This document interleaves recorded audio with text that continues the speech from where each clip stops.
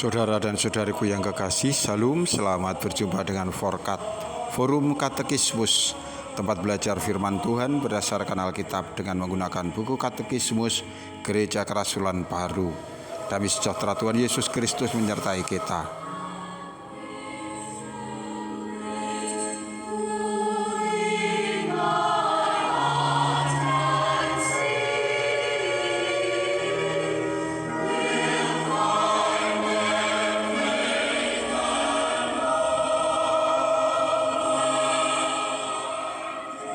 Kita sampai pada soal nomor 137. Apakah makna istilah Injil? Injil berarti kabar baik atau berita baik. Ini adalah pesan kasih karunia, kasih dan pendamaian, bahwa Allah telah mengaruniakannya itu semua kepada kita di dalam Yesus Kristus.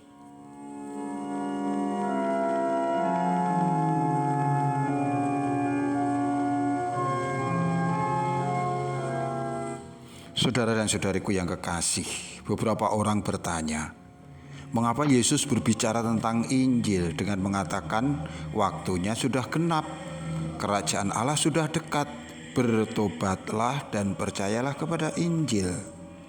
Bukankah pada saat itu belum ada kitab Matius, Markus, Lukas maupun Yohanes yang disebut orang sebagai Injil?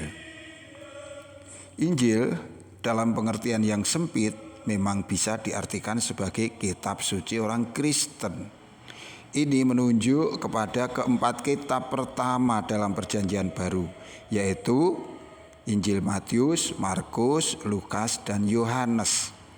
Ini tidak sepenuhnya keliru karena memang demikianlah yang tertulis di dalam kitab suci. Antara lain di dalam Markus pasal 1 ayat 1 disebutkan, inilah permulaan Injil tentang Yesus Kristus, Anak Allah. Di sini dikatakan, inilah permulaan Injil tentang Yesus Kristus. Jadi, Injil ini kemudian dimaknai orang sebagai sebuah tulisan atau kitab yang menceritakan tentang Yesus Kristus. Kalau menurut arti kata, Injil artinya kabar baik. Kata ini berasal dari bahasa Yunani yaitu euangelion, yang artinya adalah kabar baik atau berita baik. Kemudian kata ini berubah dalam hal pelafalan atau pengucapan ke dalam bahasa Arab menjadi Injil. Kemudian ini juga diserap ke dalam bahasa Indonesia juga dengan ucapan yang sama yaitu Injil. Injil artinya kabar baik. Tetapi kita juga bertanya, kabar baik tentang apa? Dikatakan di depan, kabar baik ini adalah tentang Yesus Kristus, yaitu mengenai jati diri Yesus Kristus sebagai Tuhan dan Juru Selamat, tentang misi yang dilakukan untuk menebus dosa manusia, tentang janji-janjinya, serta juga rencana keselamatan yang akan datang. Percaya kepada Injil artinya menyerahkan diri, hidup sepenuhnya kepada Yesus Kristus, menjalaninya menurut pengajarannya, setia menanti janji-janjinya. Ciri khas dari Injil adalah pewartaan tentang kasih, tentang belas kasihan Allah, tentang penebusan Sang Putra, dan juga rencana keselamatan Allah selanjutnya.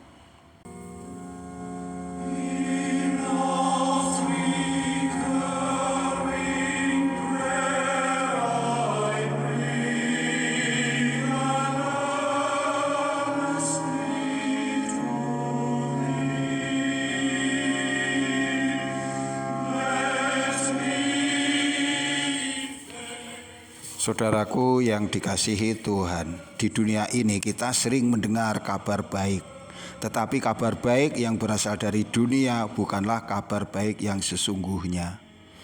Karena tidak ada sesuatu yang baik yang berasal dari dunia ini yang berlaku abadi. Hari ini mungkin kita mendengar kabar baik bahwa saudara kita telah sembuh dari sakitnya misalnya.